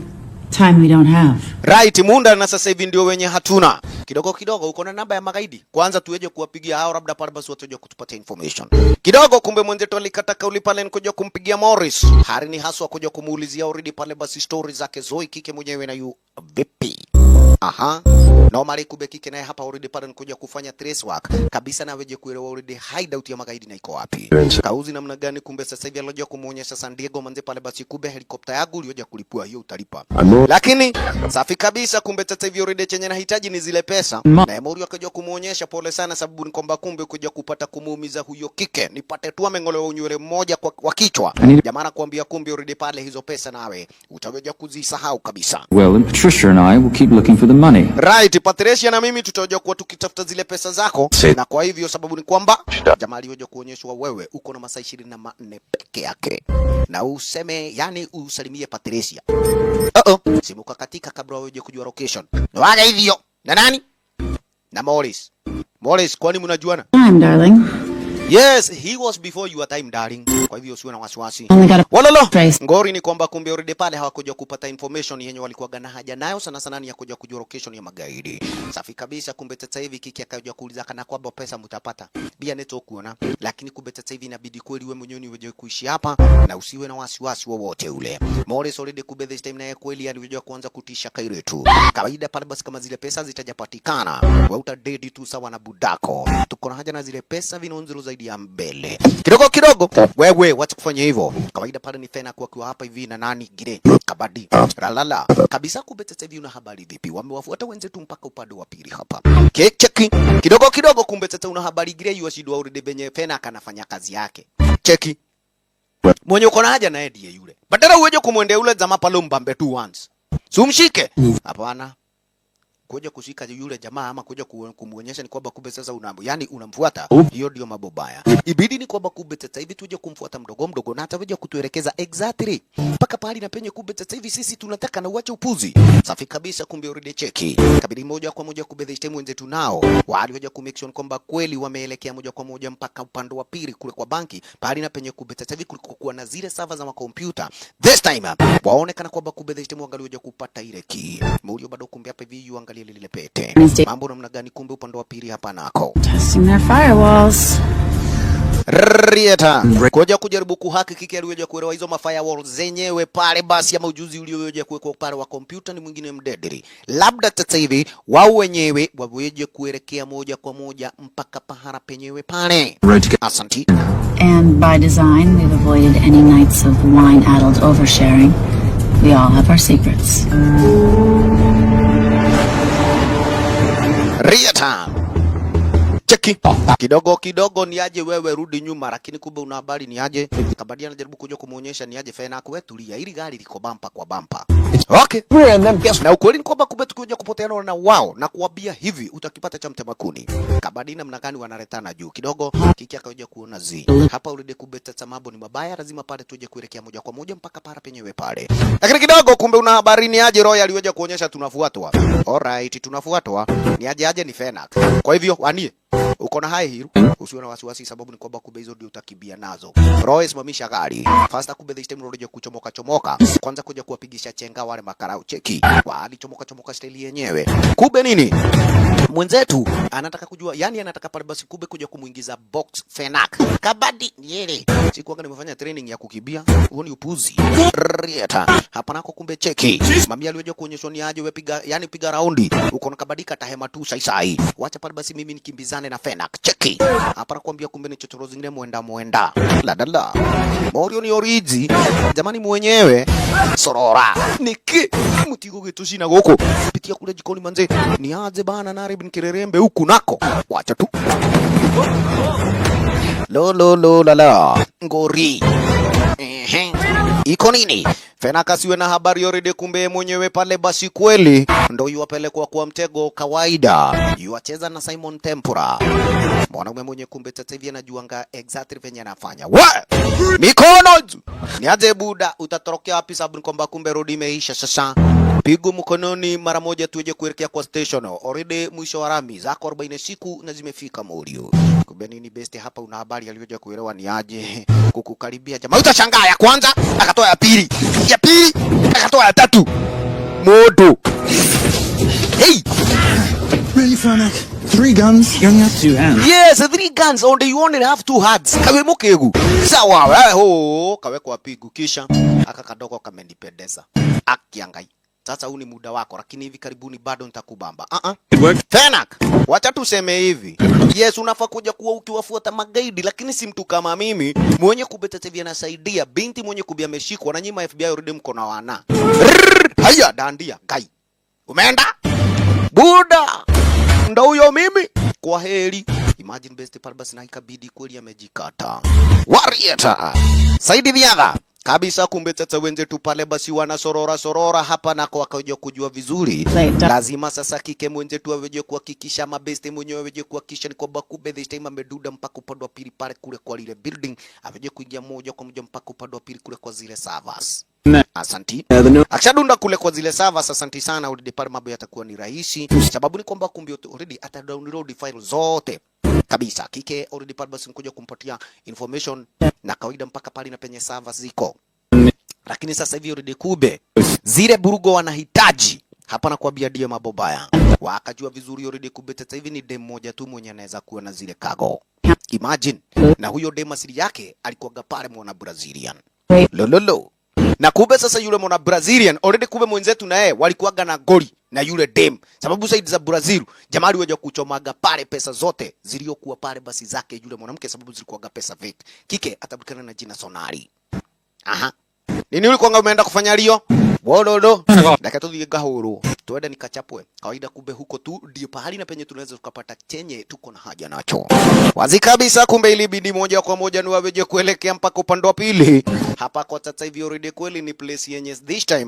Ukiduda area already kumbe sasa hivi ukiagiza chenye unaagiza already pale unaeleweka chenye uko na haja nacho. Wasikia nini? We, naigwa kama dekeriatia.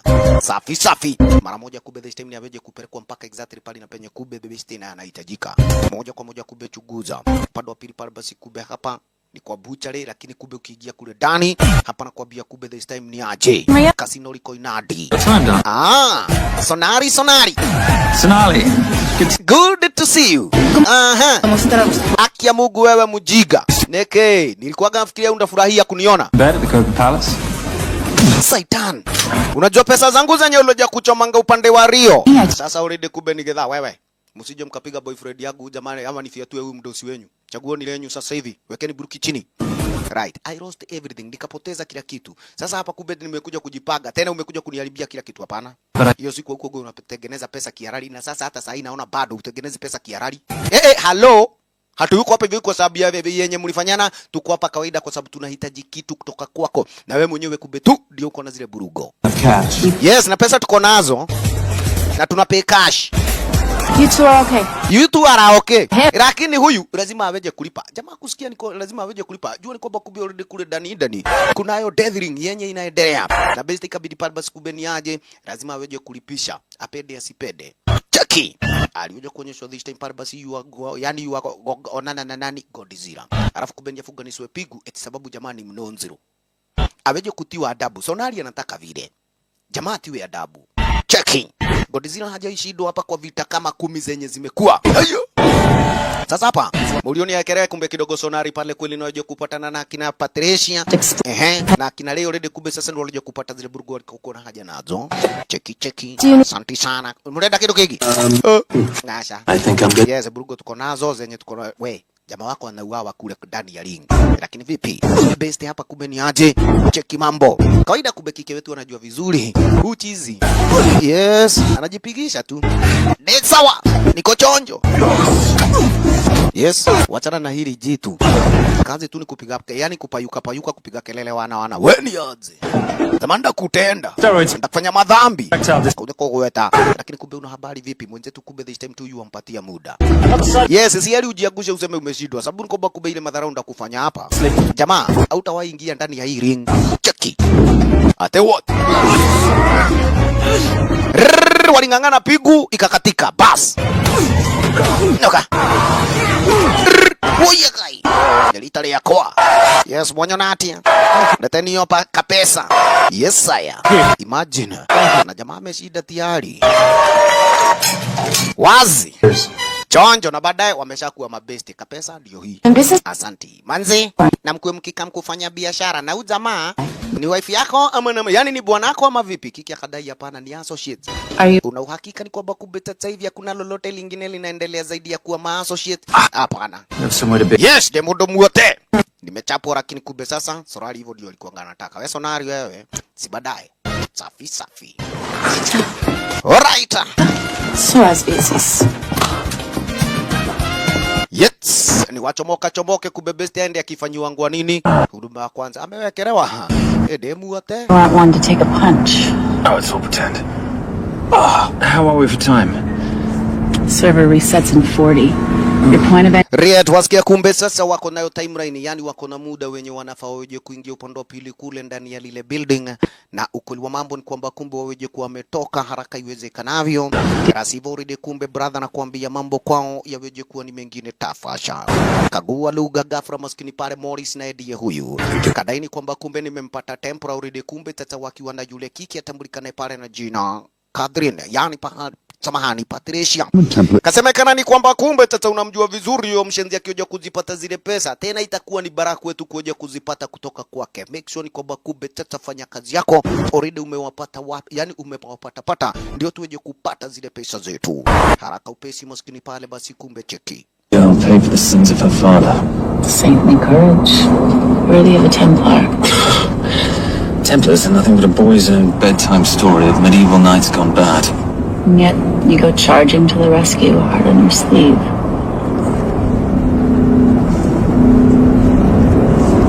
Here. Can you keep this safe for me while I'm inside? Walana kabisa kumbe ni aje beshte alojua kuona vipi hili pete uje kuniwekea kwa makini paka wasana wakati nitakapokamu. Riet amini usiamini hili pete nikakwambia uridi kweli kwa maisha yake beshte ni muhimu zaidi. Sababu moja, Mori anajua vizuri hili pete lenyewe kumbe sasa hivi atawahi kuja kujua nani na mwenye kumbe sasa hivi aliagamiza wazazi wake. Kumbe cheki akikubuka vizuri. Huyu jamaa aliyekuwa yujulikana jina Zanda. Jamaa anakuambia kumbe alojua kumfanyia training moja mwenda. Asanti sana. Na ikabaki kuwa already best mwenyewe. This time amekuwa ama kijana amekuwa mnoma, lakini kumbe sasa hivi kulikuwa kunafika kiwango kwamba kijana manze yuona Zanda pale basi kweli anampeleka bio bio. It's a game where exists to ensure integrity between participants in order to determine a winner and loser. Rieta wacheki kumbe sasa hivi yenye Zanda alikokuwa pale yuamfunza kijana si mambo ya Night Tempura. Alikuwa kumbe this time pale basi yuamfunza maneno kawaida pale basi ni ya kikosi kilichokuwa pale hatari sana. Can't defeat the strong. But what about honor? I know you love your Templar Knight stories, Simon, but at some point you'll have to realize that they're just stories. It is survival of the fittest out there. Your enemies will seek out any and all advantages they can. You must be prepared. Right. Wasikia ni kwamba kumbe sasa hivi already kweli kijana lazima uwe kuwa umejitayarisha kwa kila kitu. By expecting everything. Right. Sasa hivi kawaida kumbe kuja kujitayarisha kwa lolote lijaro ni uwe kuwa basi pale wajitayarisha kwa kila kitu. Safi kabisa waliweje kufika location haraka upesi kumbe Morio pale basi yeye mwenyewe na aweje kududa inadi. Alafu kumbe Roy na yeye aweje kwenda kubagaisha makauzi pale. Safi safi. Aha. You need to disable the alarm. Right, you need to disable the alarm. Kawaida kike mwenyewe pale nikakwambia ndiye expert wa makompyuta hapa nako security na kuambia ilikuwa gani nyingine deadly. Kabisa. Cheki kawaida kijana naye kumbe this time ni kuja kudunda inadi hapa moja kwa moja kuja kubaga iseti ni kwamba anataka kwenda toire. Yes, lakini kumbe already hapa na fix mtabo already kumbe kike ndio aweje kupata access ya kuingia kule ndani kwa magaidi. Gafra maskini pale kumbe una habari vipi huu mtabo ni wa nini umevalia? Kijana ushaicha pangwa vita ingine pale ujuangi pale penye imetoka. Makosa kumbe supu akaja jua already maskini pale kumbe Roy yako tabani. Morio naye kumbe sasa hivi already kweli kike na aweje kufix zile maroko lakini akadai hapana. Wacha kwanza kumbe this time niende nikakuamua ile jamu yenye Roy amejikwamia. Yes, jamaa namna gani? Kumbe amekwama hapa. cheki akajua givita makosa kama ushenzi kike kudunda ina demanzi hapa hivi kumbia kuna cha kuwasamea wajinga mweleke chagua tu wenyewe mshaipigangwa tunaulizana na nini nyinyi wanaume hello niki golo kilia wira tikai kujinena watini kuniharibia job washenzi hello safi ati kijana sasa yaachwa kingangana gafra moja kwa moja supuna weje kurudi upande wa pili kule kwa dinga speed already kumbe this time na weje kufixia mwenzetu kila kitu Morio naye kumbe kuja kuonyeshwa fastisha pale basi kumbe moja kwa moja ni mpaka ndani yake Rieta utamana yako wapi Roy maskini pale tena kalijipata taabani manga ina kile tu hato mageto hole kile bagau girlfriend yako unamtuma tuchape hauna bahati Rieta saidi the other already kumbe best hapa nikakwambia saidi ya security manzili kuangani tight lakini kwake yeye mwenyewe already hiyo ni kazi ya kunywa maji haraka right anajua kuonyesha already pale basi kuna strong room upande wa pili na huo mrango ni weje ku extra careful sababu ni kwamba kumbe kwanza hizo mahijis pale basi best usije ukaja kuzigusa cheki kwake already nakwambia kumbe uni mwenyeji tizama fastisha kago already kungoanisha kisha right uni muenda safi mrango ngoa bila hijis kisha mara that akaja kuonyeshwa ni aje piga dumu uko ndani basi kumbe sasa hivi ndio weje kuona nini zile miale zimewekwa manze pale basi kumbe hapo unaweza pale basi dunda vinonzero beste najua kwamba kumbe sasa ni kwa sekunde 10 hata hataki 10 anahitaji 2 tu cheki fanya mtelezo moja kwa moja kumbe ni mpaka kwa mlango wa pili kisha na maana hapa unahitaji pale kumbe sasa fingerprint za mwenye huaga yuazifungua na ni mmoja tu kuja kuvaa yani pale juala anaja kuonyeshwa swafi already pale basi wacha tuweje kukupatia nani right full clearance yake Alexander K cheki hizo ni fingerprint zake wa mami anakuambia kumbe ni wedozimu right kisha na maana swafi pale basi kumbe kuja kujipata upande wa server room ndani already kumbe plan nani yake na weje kupata ku download kila kitu riet na download haraka kabla pale basi kumbe kwako Morio nikaje kuumana vinonzero swafi laptop bampa kwa bampa kisha na maana already kumbe this time kuja kuzifanyia mambo pale basi kumbe yani kuhack sasa zile brugo checking wanga mnasema kuna hakiwa Rieta kitu na ikaanza pale basi kumbe ku download kila kitu tata gafra mami wororo fena corridor amedunda hapa hivi na badi right moja kwa moja kumbe sasa tuna haja na yule mwanaume wako wewe badi kalisha huyu mwanamke na uweje kumkaa bampa ni mnoma chunga zaidi kwake walande moja kwa moja kumbe una habari vipi chunga zaidi unaweza kwa yani unaweza ngolewa meno saisai kidogo savarumu yenu iko wapi downstairs sababu ni kwamba kumbe already pale kuna mweki naye na hamujui kuna guide huko safi haraka upesi kumbe ni aje waweje kuteremka moja kwa moja ni mpaka upande pili kule kwa basement Risto namna gani walijajua vizuri already mshenzi yuko hapa we duati kalilo huyu jamaa si tucheke tapita na westa ili moja wazimu vipi mambo Morio naye pale basi kumbe una habari ni aje kaburungo kake pale bado kumbe sasa hivi kana download mdogo cheki pale penye amejisunda wachi ukavae ni atia hai jamani stukianga pale yani fena kakastukiaga mlio wa lisansi kududa inadi na nimeno ni gali kweli uni chui cheki hii tunadiru na nani bwana uzamani wazimu iko nini mos pole right la chuga zaidi fena kulionywa kitu shutdown road kila kitu moja kwa moja kwa bagiko fire hata maskini pale nkugo missing we haro mara na wakati mwingine hata hiyo bagiko jamaa koja kumuonyesha pana hii bagiko iko na maisha ya bina yani kairetu zoi hapana hiyo si job yako ni kukushika wewe gafra pigwa dumu ona ukugu kabla viatu risasi hata kitu viatu risasi bwana yes ulicheza na wazimu la mbuga tata beste pale kumbe jua already hizi milago kifinya ara already kumbe sasa milago itaweja kujifuga cheki Rieta safi fena kikafugiwa dani ngori makosa kumbe ni aje alikuja hapa akapata kabadi tena ni neke washa haya nawe kamuza kama turua risasi na ikasemekana ameniambia nikuambia naitwa Morris yes na ameshika demu yako tafakari hayo ate ini mbaya makosa kumbe sasa hivi beste ikabidi pale ameshikwa lakini noma kumbe kushikwa sasa hapa amini usiamini ni aje kamdosi anafurahia pale Fenak manzetu umekubamba gafra Morris alikata kauli pale nikoja kumpigia nani mwenzetu makosa kumbe sasa Simon ni aje alioja kuonyeshwa ni kwamba kumbe already pale basi ni aje usipoja kuleta hizo ma account kataumana vibaya sababu ni kwamba kwa sasa hivi mimi pamoja pale basi na Kairetu tutakuwa maiti Riet Maris will kill them both if we don't stop. Na wakaigwa, unasikia sasa kuna maisha ya wawili waliotambani. Hapana, kazi yako wewe mwenyewe pale basi ni kuja kwenda kwa jela, sisi ma FBI tuje kuingia pale tukaokolee. Hapo hakuna cha kuokolea. Tufanye kazi mimi na wewe. Tusipofanya vile, Fena kutakuja kujilaumu. Enyewe Fena kaloja kuona ni aje tempora uangajua jidai mwenyewe ni pro. Wena wewe, kuanzia hizo transfer uwe zamaki kuja tu ni kuja kuweka hizo makode namba haraka upesi. When did you lose your mind? When did you lose your mind? Wewe fanya chenye unafanya. Kumbe nikakwambia Patricia naye walikuwa wanajiona na huyu mjiga. Kwa miaka mingi. Alright. Kauzi namna gani? Wenzetu nao kumbe sasa ilibidi pale ni aje. Cheki already hapa Fena kaloja kuona hakuna otherwise. Amini usiamini bila usaidizi wa mwenzetu hawezi sasa hivi akaweja kutoboa. Yes, koja kumbe sasa hivi ni koja kumuokolea, yani kuokolea wale mademu wawili Patricia pale na Zoe, kisha na kuja kuwashika wale magaidi wamekuwa ni mambo mbaya.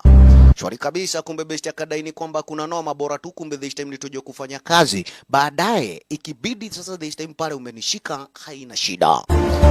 Riet walielekea mpaka location yenyewe. Kawaida ni upande pili kule kwa bota.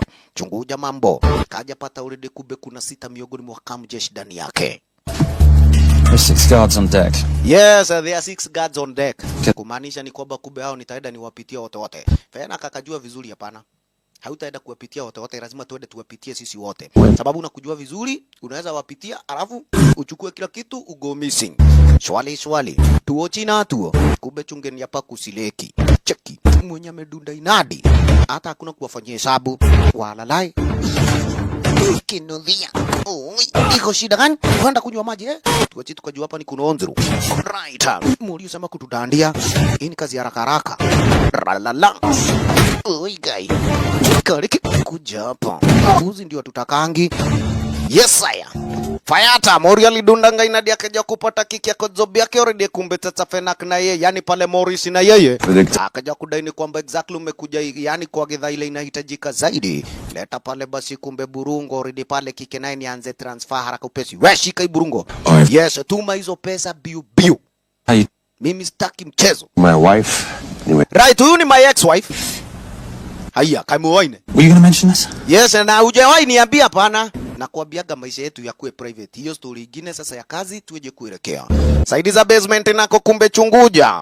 Ni azeaze kaharako hapa hivi kumbe na Zoe maskini kidogo. Yes saya. Nakabawi. Naitagwa gia namba 9 hapo kujitoa ni ngoli. Right. Jamani kujiintroduce mwenyewe pale kumbe ni mwana FBI at least kweli amekuja kuokolea supu. Asante sana. Mara hiyo kumbe this time ni aje. Kuna otherwise moja kwa moja unajua kupata kugomisi. Kaile tunakuambia roho ya duda kama injini ya Honda. Waacha kidogo kumbe kama shinuna yakajua kuachwa na pingu gedha. Rieta. Moja kwa moja wajaribu at least wawezavyo ni kupata getaway chugeni. Waya hapa tu wadabura. Kumbe mwenye yuko inadi ni Catherine. Catherine ni nani? Yule mama wa Cabo nikakuambia kumbe ni Goro Didiga. Alikuwaga pale bado kumbe kwa ile mishoni ya zile pesa. Dead. Right. Kidogo kumbe ni aje Morris alianza kumuuliza Mori una habari nini? Ukajua hii pete ilikuwa gani ya nani? Ukajua vizuri already kumbe sasa hivi ilikuwa gapana mikononi mwa babako. And your father. Yes. Na ukajua ilikuwa mikononi yani mikononi mwa yule aliyeweja kuua babako na mamako pia. Cheki. Jamaa aliyekuwa kumbe sasa pale basi kweli na tattoo iliyokuwa ni ya sudi imezingirwa na nyoka. Neguo jamaa akakumbuka vizuri venye alikokuwa toto mdogo. Ghafla maskini Fena kamebambwa makosa pale tena Zoe na isitoshe kube yule mama wakaboa wazimu. Leo hii nakwambia kube besti akajua vizuri exactly Zoe ndiye hakuaga yuampenda huyu mama yani mwanamke. Gold digger killing her husband for his money. Alright, wewe neki mutitigiolimo ati nini? Wewe hapa wajaribu kungangana na kuambia wakajikosea. Alright, ni kila mtu na wake tata. Catherine, ni ujue. Panyoneti yo tuko, nini atia? Right. Maskini Fena kizaza ndiye amepatana na majinari. Mwanamke wazimu. Morio naye wangangane hapa na Morris. Morris, taniambia vizuri nimesikia. Unajua ni nani aliua babangu? Kagoma. Kai tu mdogo Zoe ndiye anashindwa. Kankali ya kurukia dhelimego huko. Wewe, pumba, kunywa, lisansi, kuna malisansi. Kiojua yangu kuwali na buduki 3. Ndiye uwaga na beba buduki 3. Rieta. Hapa nako cheki jangili libidi pale na memshika Zoe this time etini kuja kulinda, yani kujilinda. The girl go. Let the girl go, Morris. Morris. Wanda, si kesho. Niko na haja uniambie ni nani mwenye kaangamiza wazazi wa. Heki, kwenda. Ewa hikeirwo nowe. Ulikuwa umeoa nani? Rieta. Who killed them? Nani aliua wazazi wangu? Who killed my parents? Simon Templar. Simon Templar. Just a pawn. Right, wacha kumbe tata na kuambia already wewe mwenyewe. Ni panganga ulizonazo sababu hauna habari. Already kumbe tata hivi. Ni akina nani? Wala ufanya vile. Asante sana Zoe, kumbe baada ya alioja kuona ni aje. Manze umefanya poa. Lakini mwenzetu alioja kuelewa vizuri kumbe kuna mmoja tu mwenye angaliweja kuwa ni suspect mkubwa. Kairetu akaja kuonyesha ni aje. Ni kufinya tu buttons zile chapazo uje kurudia exactly waliokuwa na haja nazo. Imagine pesa zirudi kwa akaunti zake. Cheki mambo. Walala. Kufinya tu enter. Chapana kuambia kube mara moja. $2.5 billion. Zikarudi upande wa pili pale basi kube kwa bank ya Nigeria. Say goodbye to your boy. Wewe girlfriend hauna bahati. Umesota mtaka yote ukosa yote. Kaye. Akiambugu. Nitatoka. Hakuna bali unatoka uende. Kwera kabisa. Unaenda Rangata. Miaka mingi kuliko venye utaishi hapa duniani. Okay. Tempura. Kuita tempura. Na kuambia woi. Kamuzi alishagaa waiguru. Already kamze mwenye washajipa shughuli. Jua ni kwa bakube. Kuna kibarua chenye morio na hajakamilisha. Shajua vizuri. Baada ya wiki 3. Lazima atawejua kuwa na information kamili mwenye kumbe tata hivi alikoja kuangamiza wazazi wake na ndio wakina nani. Na moja kwa moja kube already pale basi ni kweli ni kwake yule kauzi na jina Xander. Alikuja kushtukia ni kwamba already pesa zenye zishaveja kurudi upande wa pili pale basi kwa banki ya Nigeria. Kauzi na sasa kube hapa yu transfer files zote na this time na veje kujipa shughuli sasa. Now, all I care. Mwenye alikuwa ameiba pesa imerudi. Na chenye na jali ni pesa zitumiwe na wasiojiweza. Gaidi kusikia vile. No hule no ihiga. Yes, heli kuzima badala ni ipige nyege. Haisulu. Rieta kauzi alijua vizuri already kumbe tata hapa maisha yake yako tabani. Cheki already kumbe tata hapa manze pale basi yule wasiwasi yuko nao. Yu ataka pale kutransfer zile files zote nizo kwa kompyuta kisha na maana kamzi aveje kujipa shughuli. Ghafla ilibidi pale basi kumbe aveje kupigia. Yes, Rick Geneva aveje kumpigia ni miongoni mwa waliokuwa pale basi makauzi wenzake. I was expecting you a call. Bad. Nilijua tu kumbe sasa already baada ni ya Morris yule jagiri wako kuiaga dunia.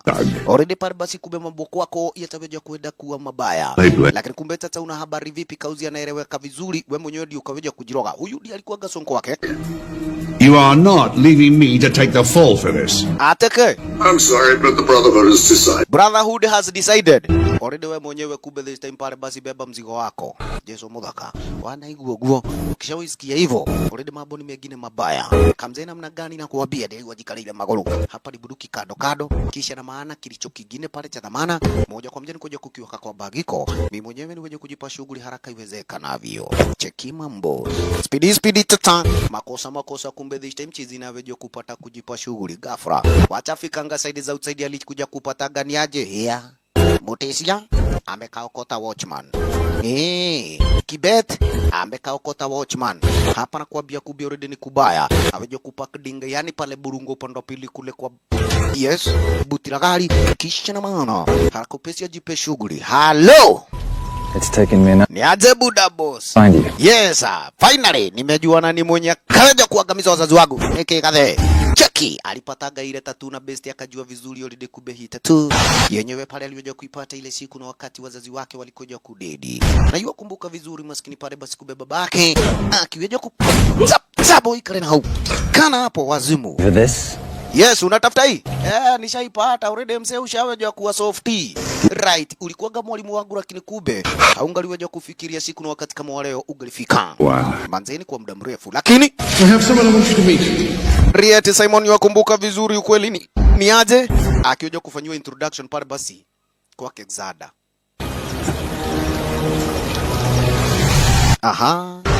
Wewe ndio kube uliweja kuangamiza wazazi wangu kweli. Babangu alikuwa gani mwana Knight Templar. Alafu kube sasa hivi hiki kikosi kingine kilikuwa pale kinajitabua na jina The Brotherhood. Chenye kube wa sasa hivi kilichoja kuonerea vizuri Knight Templar wote wataiaga dunia. Aliyekuwa wa mwisho kwa generation yenyewe hii ni babake kijana wetu. Cheki. Na kweli ni kwamba kube tata akiwa wa mwisho ilibidi pale mzee ni aweje kuuawa, lakini mzee akasema hakuna shida, nyinyi wana Brotherhood niweni, igawa ni kwamba kumbe kwa sasa hivi msije mkaweje kuua familia yangu, sana sana bibi yangu na mwanangu. Lakini kumbe already ma Brotherhood hawakuaga wanataka kutabua, waliamulia basi kumbe kuna lingine, mzee na familia yake pale watafia kwa right. Have a holy cause to wipe every last Templar from the face of the earth. It's only me you're after. It is only me you after. My wife out of this. Yes, I leave my wife out of this. Lakini majagini ni hatari. Fiatua mami. Oi, fiatua mzai. Makosa. Lakini kube kabisa pale basi kijana aliyojua kushuhudia leo yote akiwa upande wa pili kule upstairs. Maskini wazazi wake venye kumbe sasa hivi wakafanyiwa kinyama. Cheki. Maskini.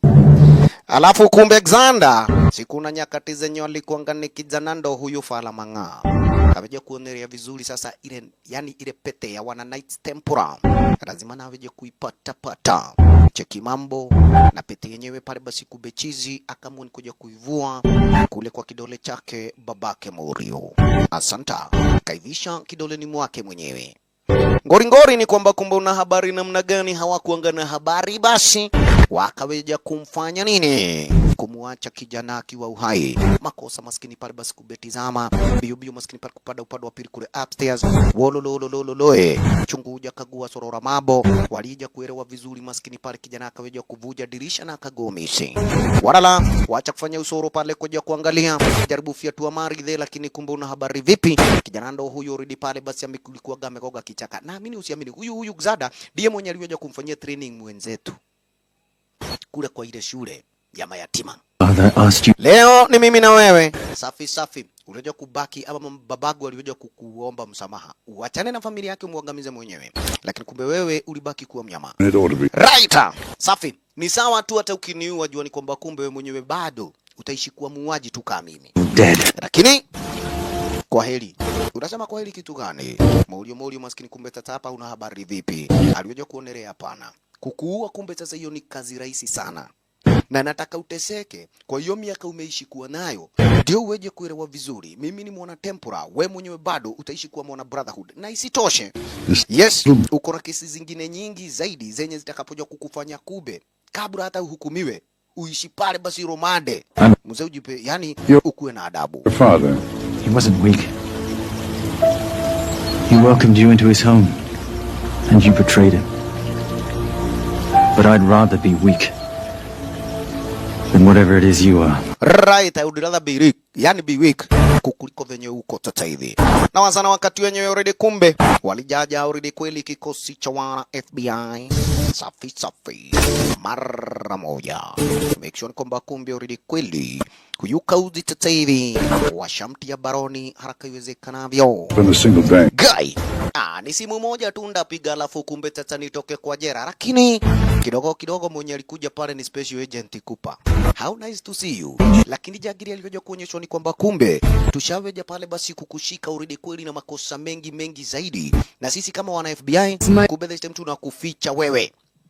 Kiasi ni kwamba kumbe lazima tuje kupata information. Na ile information yenye tuko nayo buda. Manzi hapa already kumbe sasa hivi kweli lazima tutakuja kukuzungusha kote duniani. Kabla yani tukuzungushe. Already miaka yako kuishi hapa duniani itakuwa tiarini kama imeisha. Right. Government just wants to talk to you. Nani anakuambia ati tunakushika tuweke tukupeleka kwa jela? Tunakushika already kumbe sasa hivi mahojiano yanaanza mara hiyo papo hapo. The indefinite of terrorism system. Oi mwadhani. Kamuze. To rush into anything without the facts. Yes, sisi hatufugagi watu bila kuwa na ushahidi kamili. Na wewe ndio utaoja kutupatia ushahidi kamili wa kumake sure kwamba umebaba. Kupa mdogo wetu Simon. Uko wapi? Gai. Ufala. Yani kumbe kila siku waga na toroka. Unacheka nini wewe? Toka cheka ugonzo hapa nini? Toi maiti hapa. Wororo. Lakini kumbe sasa kuja kumpata Simon Tempora. He, venye tulikuwa umeniambia hiyo nyang'ao ni kichwa gumu. Wacha kumbe sasa ni aje jamaa kumwa kwa kichwa. Na already Simon mwenyewe amekufanya kaweja kumshika yule jagiri mwenye ulikuwa gana haja na yeye zaidi ya sana. Simon Tempora. Rieta. Kaja kusikia mwanaume mwenye kumbe tativi wanga yuafanya kazi kiume. Ndugu nakwambia kumbe na ndo huyo. Right. Alijaelewa vizuri ni kwamba liwe liwaro, lakini kumbe kwa sasa hivi ametimiza na kaja kutekeleza kibarua chenye kilichokuwa ni mbele yake. Morio. Right. FBI now. Fastisha pale basi kumbe ni kuja kujipa shughuli. Wala na. Shwari kabisa na amerudi kuonyesha ni the Saint ukilipenda. Asante kwa kuipenda na kuifurahia movie yetu Daddy. DJ Smith.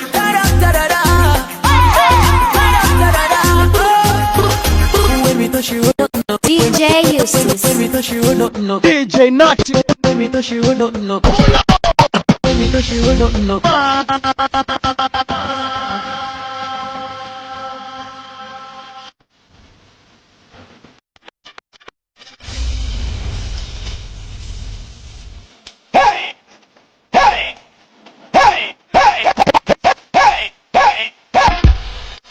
DJ Smith. DJ Santos.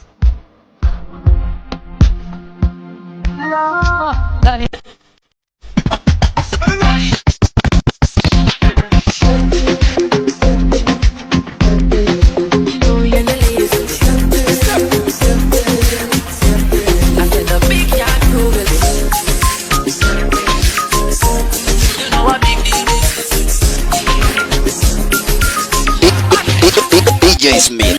Napenda Yesu. DJ Naughty in the mix, bringing to you the best of the best vibes. DJ Eustace. Napenda Yesu na yote sisiri, amenitoa fire ni uko Misri. Walidhani nitarudi nyuma easily, lakini Yesu wewe umenisitiri. Injili wazi wazi tunahubiri, kwa vijiji hata na kwa masire. Upendo wangu na Yesu si wasire. DJ Eustace. Mina jua nitamwona one day. DJ Naughty, run it. Bishop of Luck, make a gal belly dance. Ban any man. Make no the flag a sang ten gun. DJ Smith. Mi wanga ni origi, wengine ni white ganjo. So pay a Kalido, Missy Jalido. Nigga ita Mr. Nice up from Kidalibo. Tukusi pesa na ni wet and bare. Na hapo yo mama mi wanipendea. Menamola ba madalas. Uneza ni shabala. Minifanya ama rapper wate wase walingala ala. Mini na swaka bana. Nairobi baka kala. Kami ni kaki mini kimba na weni bakala. Niko na M-Pesa cooperative niko na equity. Pesa ni mingine mepisha so many na publicity. Paparazzi big up picture then tuzone BBC. DJ Santos. Wanna see you go down. Yo, listen. Wanna see you fall down. If you look upon Jesus, one fall down. Yeah. DJ Naughty. People wanna see you go down. They don't wanna see you fly. Wanna different you could bend down. Let me on my DJ Eustace. Every devil plan me a man, and if it's evil me a shot. Every devil plan me a man, and if it's evil me a shot. Analeta mashida, kama yubo si mama wima. Analeta mashida, act like you kneel. So much.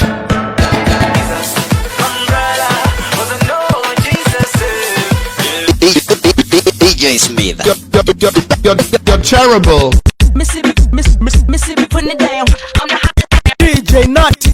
Mississippi putting it down. DJ Eustace. Mississippi putting it down. DJ Santos. Mississippi putting it down.